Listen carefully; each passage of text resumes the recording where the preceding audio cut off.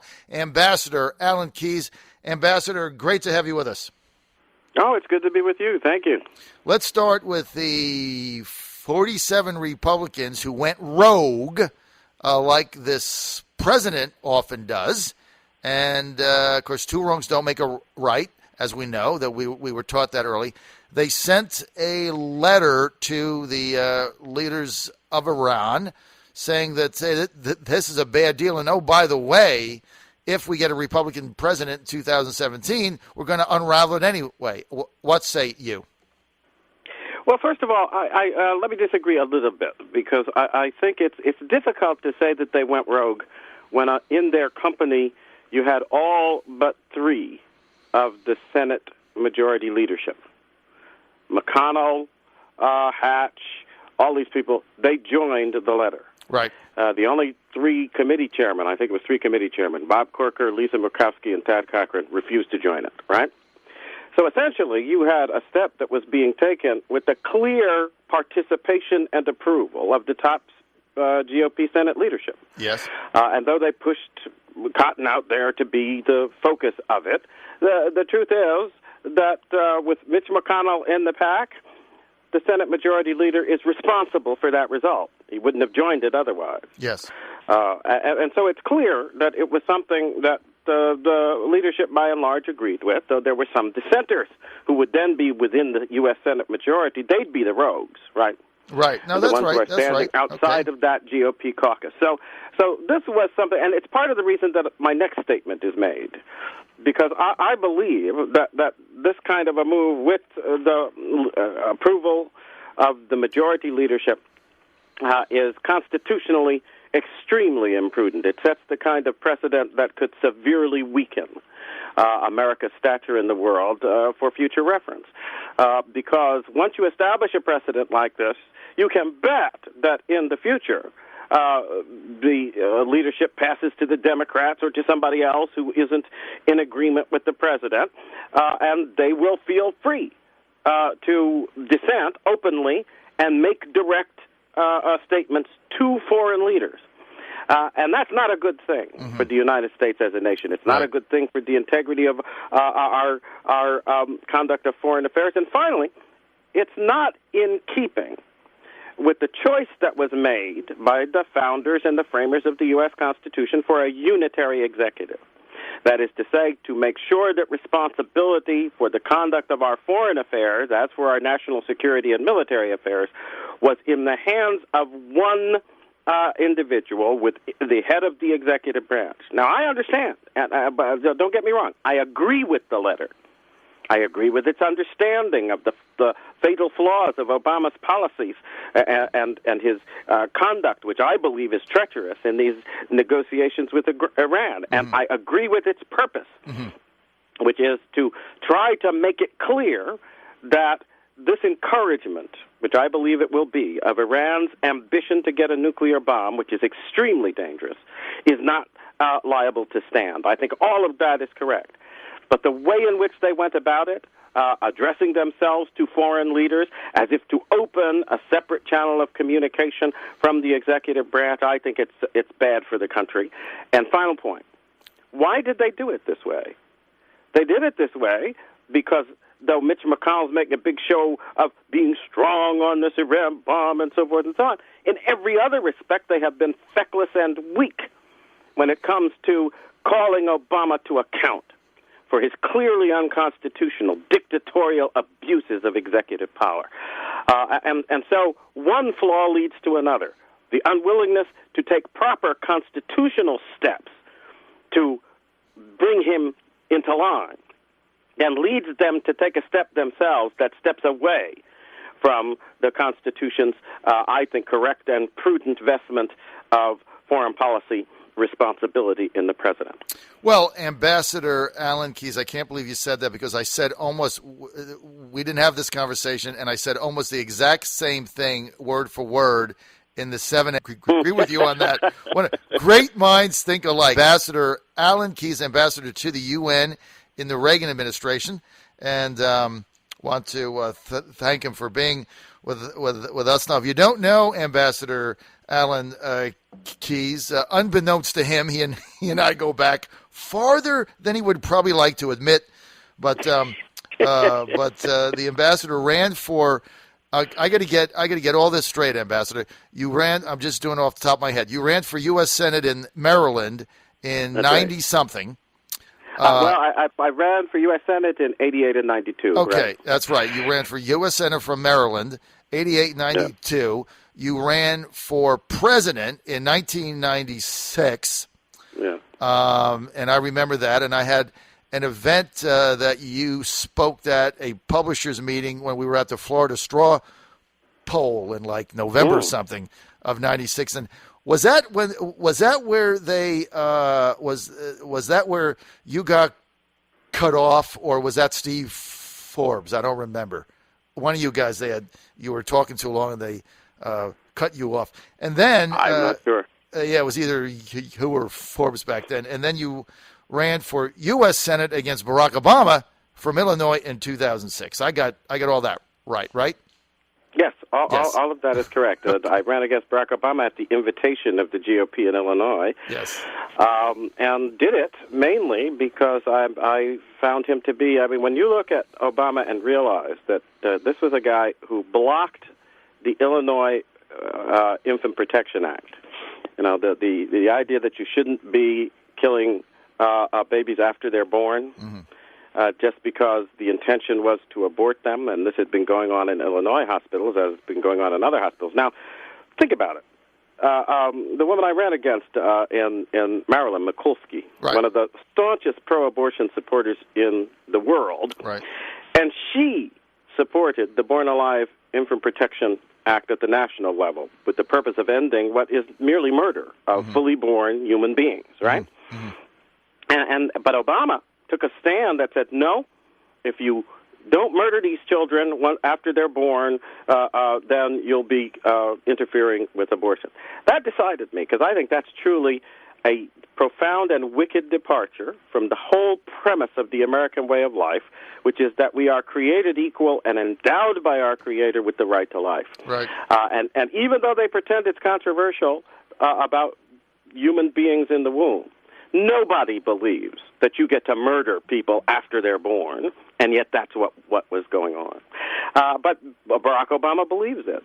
He believes it along with other hardline communists who have been free about killing fully born human beings en masse throughout the history of the hardline leftist ideology he actually subscribes to.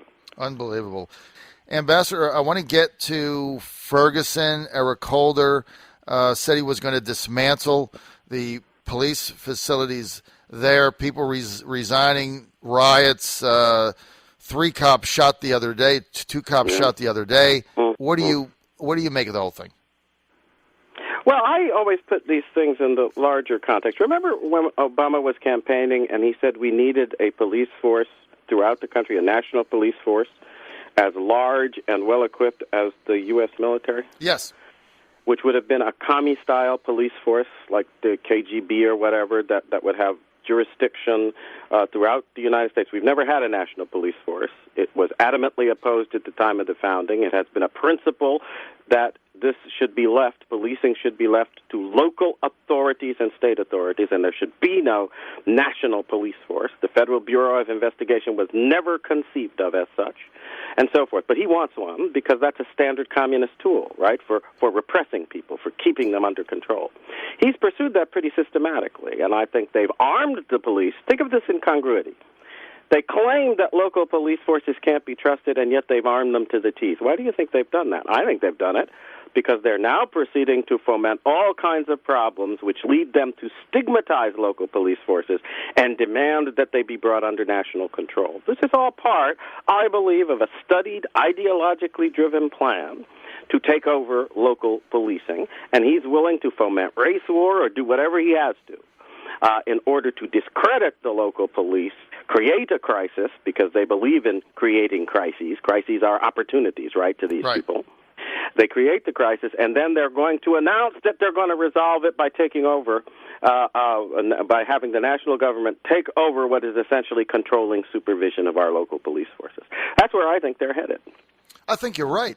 Because now that you're saying that, I think you're onto something.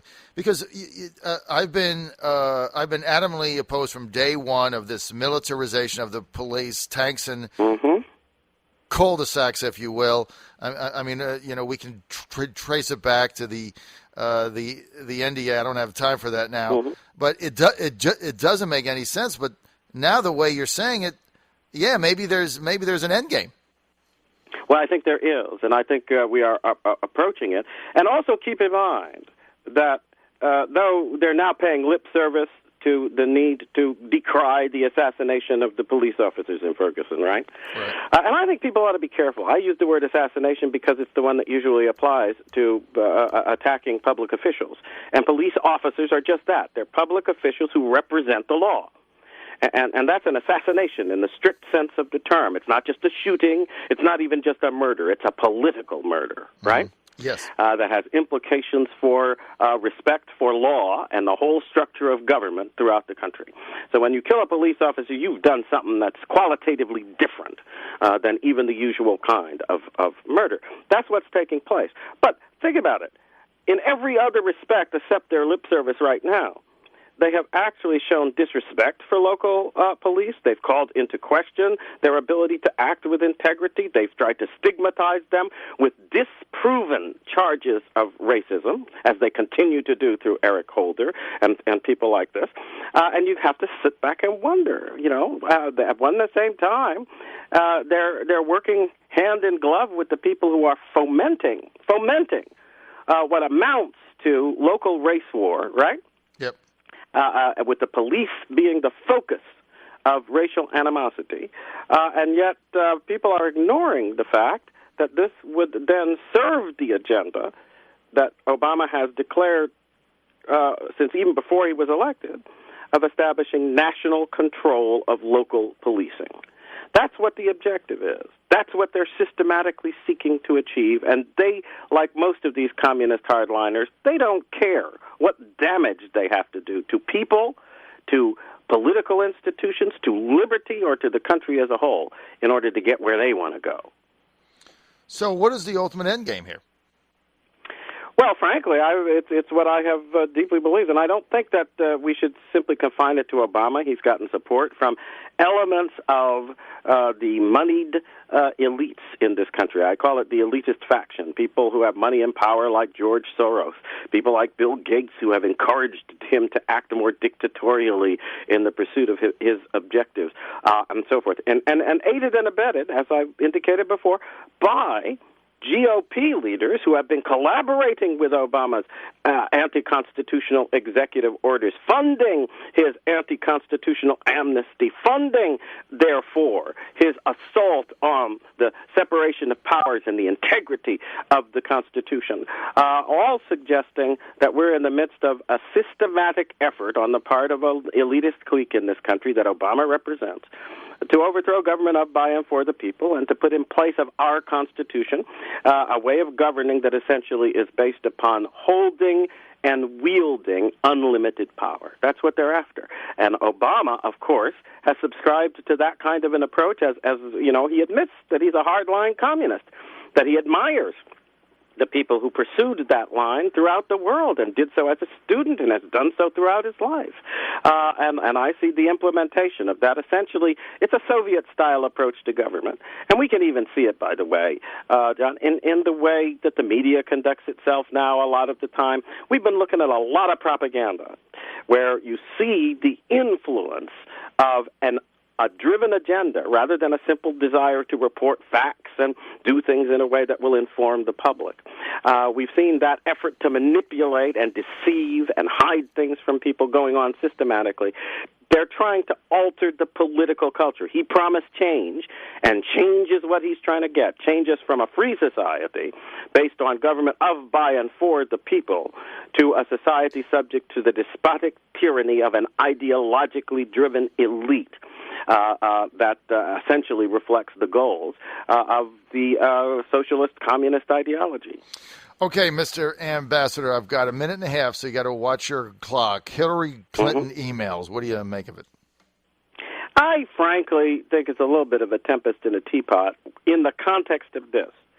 if you're serious about the damage that the Obama faction has done to our national security, then all this stuff about Hillary's emails ought to have been considered in the context of examining what really went on in Benghazi and other places, where the content of those emails is entirely relevant to really understanding what was going on. Did Barack Obama and his buddies aid and abet enemies of the United States, elements of Al-Qaeda and others that were deeply hostile to America?